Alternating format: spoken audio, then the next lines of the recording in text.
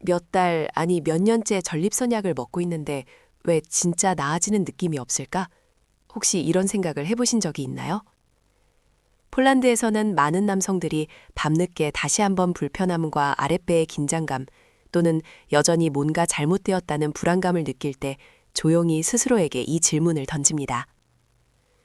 폴란드에서는 50세 이상 남성의 60% 이상이 전립선 관련 증상을 겪고 있습니다. 이들 중 상당수는 처방된 약을 꾸준히 복용하고 권장사항을 신뢰하며 인내심을 가지고 효과를 기다립니다. 문제는 이들 중 많은 부분에서 개선이 부분적이거나 단기적이라는 점입니다. 증상이 완전히 사라지지 않습니다. 때로는 다시 나타나기도 합니다. 그리고 때로는 그저 배경에 머물러 평온함, 자신감, 삶의 질을 앗아갑니다. 가장 우려스러운 점은 많은 남성들이 그때쯤이면 이것이 이 나이에는 정상적인 일이라거나 어쩔 수 없는 일이라고 생각하기 시작한다는 것입니다.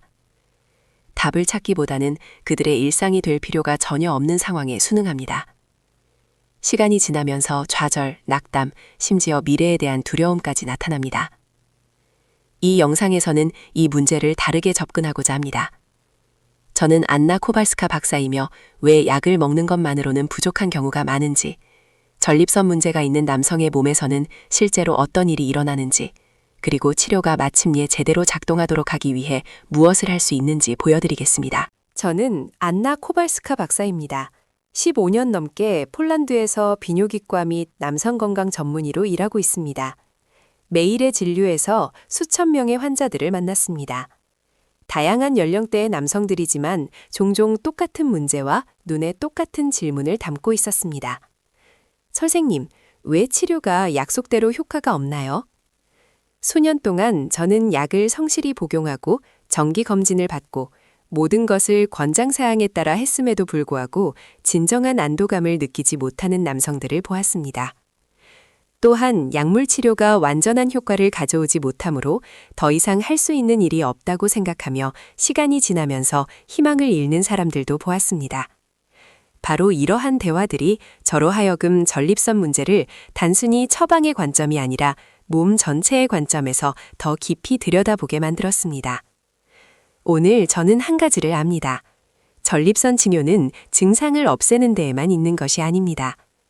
첫 경고 신호가 나타나기 전 종종 수년간 배경에서 작용하는 메커니즘을 이해하는 것입니다.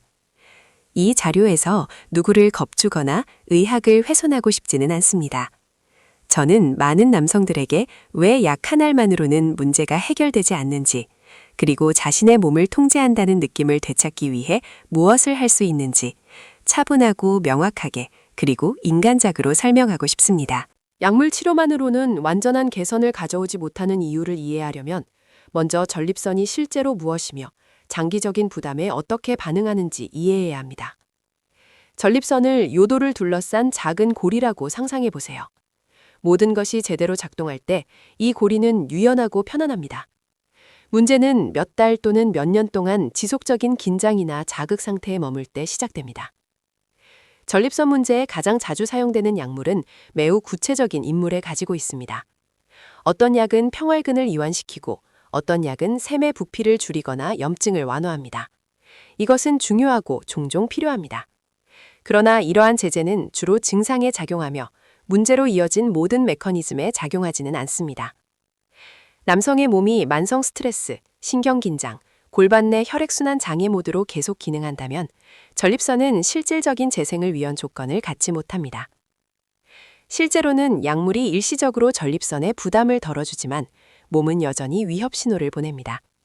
신경계는 계속 활성화되어 있고 골반저근은 긴장되어 있으며 혈류는 최적이지 않습니다. 이러한 상황에서는 몸이 회복 모드로 들어가지 않습니다. 이것은 주 밸브를 잠그지 않고 손상된 수도관을 수리하려는 것과 비슷합니다. 효과는 부분적일 뿐입니다.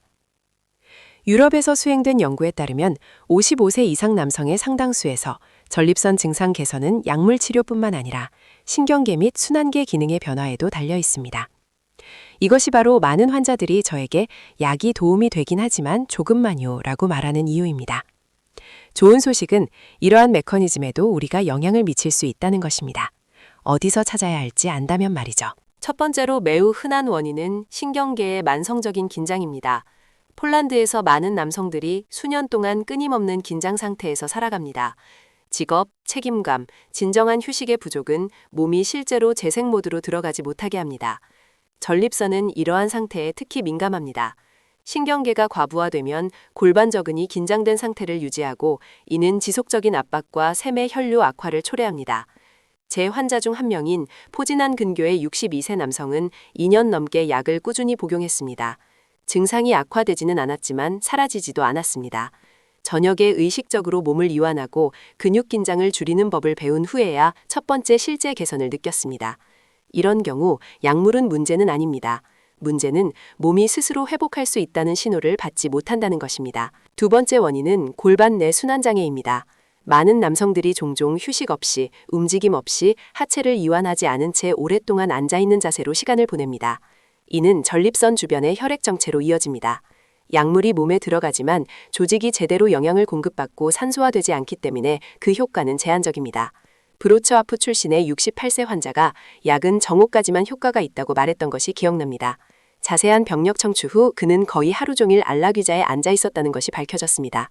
우리가 규칙적이고 가벼운 움직임을 도입하자 약물 용량을 늘렸을 때보다 개선이 훨씬 더 뚜렷했습니다. 세 번째 원인은 무의식적인 소변과 관련된 일상 습관입니다. 많은 남성들이 미리 화장실에 가거나 소변을 너무 오래 참거나 배뇨 중에 복부 근육을 과도하게 긴장시킵니다. 이러한 행동은 자연스러운 반사를 방해하고 전립선의 만성적인 자극 상태를 유지합니다. 한 환자는 자신이 수년 동안 무의식적으로 그렇게 해왔고 그 결과를 깨닫지 못했다고 저에게 고백했습니다. 그가 이러한 작은 습관들을 바꾸자 몇 주 후 불편함이 점차 줄어드는 것을 알아차렸습니다. 네 번째, 종종 간과되는 요인은 인내심 부족과 즉각적인 효과에 대한 기대입니다. 전립선은 며칠 만에 재생되지 않습니다. 수년 동안 과부하에 시달렸다면 균형을 되찾기 위해 시간과 적절한 조건이 필요합니다. 많은 남성들이 몸이 반응하기도 전에 치료를 중단하거나 약을 너무 빨리 바꿉니다. 이는 좌절감과 아무것도 효과가 없다는 느낌으로 이어지지만 문제는 다른 곳에 있습니다. 이러한 원인들이 약물 치료를 배제하는 것은 아닙니다. 단지 약물 복용만으로는 부족한 경우가 많은 이유를 보여줄 뿐입니다. 전립선에 지속적으로 부담을 주는 요인들을 제거하지 않으면 아무리 좋은 제재라도 제한적인 완화만을 제공할 수 있습니다.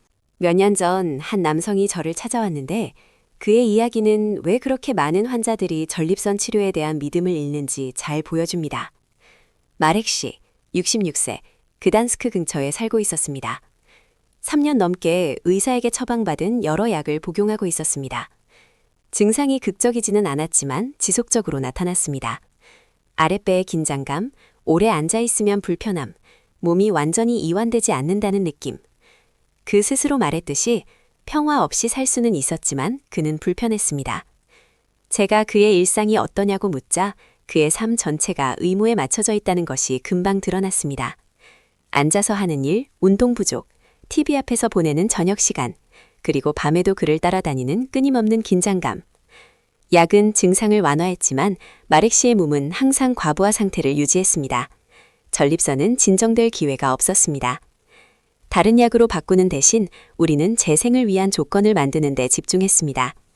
낮 동안의 가벼운 움직임, 앉아있는 시간의 휴식, 하체 이완법 학습, 그리고 몸이 보내는 신호에 대한 접근 방식의 변화.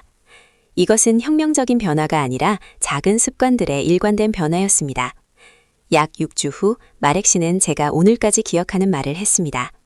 몇 년 만에 처음으로 제 몸이 저와 싸우지 않는다고 느꼈습니다. 이 이야기는 매우 중요한 것을 보여줍니다.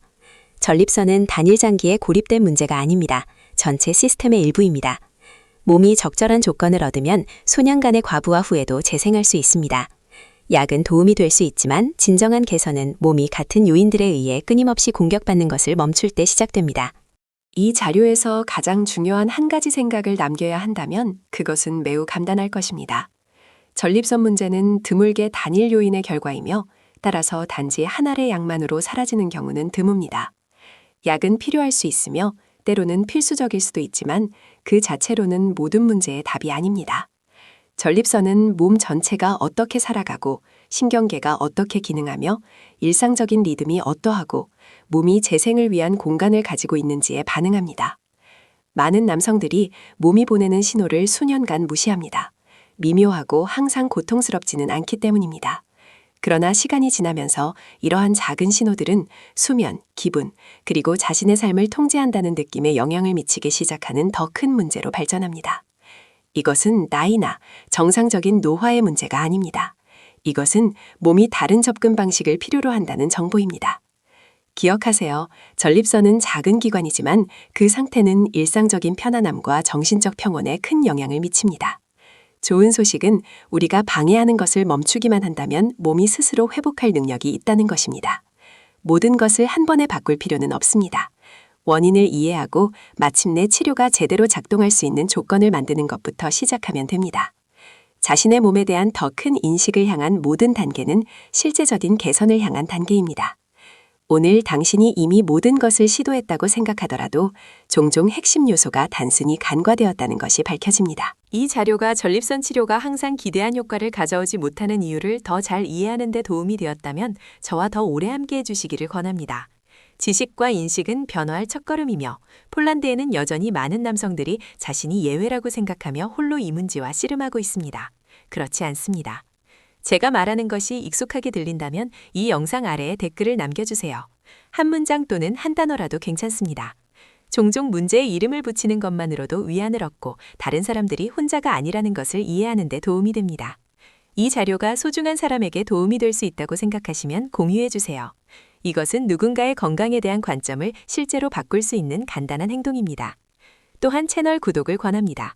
다음 자료에서는 남성들이 진료실에서 저에게 가장 자주 묻는 주제들, 특히 50세 이후 전립선 건강과 호르몬 균형을 자연스럽고 두려움 없이 지원하는 방법에 대해 다룰 것입니다. 자신을 돌보고 개선하기에 결코 늦지 않았음을 기억하세요.